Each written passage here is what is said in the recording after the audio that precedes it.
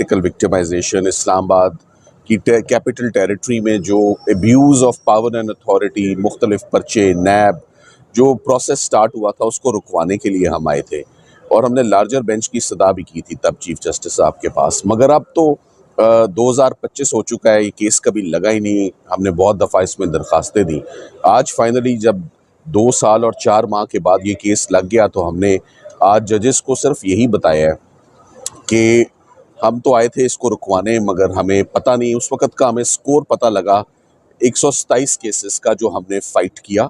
उसके बाद हमारी पर्सनल नॉलेज है कि तकरीबन 300 से ऊपर क्रिमिनल केसेस चले गए, which is a shocking number. ये इम्पॉसिबल था to contest these number of cases, मगर इमरान खान साहब ने वो तमाम केसेस लड़े, उसमें हम तमाम केसेस में एक्विटल्स हुए, ज़मानतें हो गई या ट्रायल्स ही कभी नहीं शुरू हुए। तो अब 2025 सितंबर में जानना ये चाहेंगे कि what is the latest situation.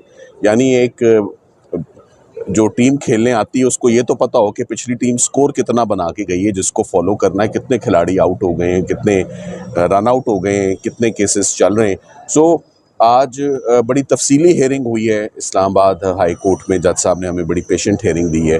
उन्होंने फ्रेश रिपोर्ट तलब की है तमाम इदारों से कि इमरान खान साहब के ऊपर स्टेटस क्या है, कितने केसेस पेंडिंग हैं, कितने केसेस कंक्लूड हो चुके हैं, कितनी कन्विक्शंस हैं।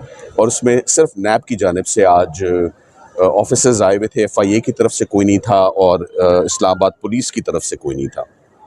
सो अब ये केस, इसमें 10-15 दिन की उनको अपॉर्चुनिटी मिलेगी, उसके अंदर वो अपनी रिपोर्ट्स सबमिट करेंगे। साथ ही साथ में हमने ये भी आज इस्तदा अदालत के आगे रखी है कि इसमें लार्जर बेंच कॉन्स्टिट्यूट किया जाए। ये बड़ा सीरियस मामला है, तो सीरियस मामलात में कॉन्स्टिट्यूशनल इशू है, लॉ डेवलप नहीं हुआ है इस रीजन में, तो इसमें जो massive abuse of criminal machinery, abuse of power and authority bye all these law enforcing agencies हैं जो पॉलिटिकल स्कोरिंग के लिए ये अपने फोरम प्रोवाइड करते हैं, this has to an end. तो मेरा ख्याल है कि इंशाल्लाह ये आज एक पॉजिटिव डेवलपमेंट है। आज कुछ ही देर के बाद आपको मालूम है अलकादर में भी इमरान खान साहब की पिटिशन अर्ली हियरिंग की, उनकी और उनकी अहलिया की, क्योंकि गर्मियों की छुट्टियाँ भी ख़त्म हो चुकी हैं। तो अब हम उम्मीद करते हैं कि आज हमें उसमें कोई एक्चुअल डेट मिलेगी। Thank you very much. अच्छा, अर्ली हियरिंग का तो राइट है और वो इंशाल्लाह ज़रूर मिलेगी, और मैं समझता हूँ मंडे ट्यूसडे मिलेगी। कमिंग वीक में इमरान खान साहब का अलकादर का केस फिक्स होगा। और उसके बाद जब फिक्स हो जाएगा उसमें कितनी उम्मीद? अगर इमरान खान साहब का और बुशरा इमरान का अलकादर का केस फिक्स हो जाता है तो इसके बाद उनके खिलाफ कोई ऐसा क्रिमिनल केस नहीं है जिसमें वो अंदर गिरफ्तार हैं।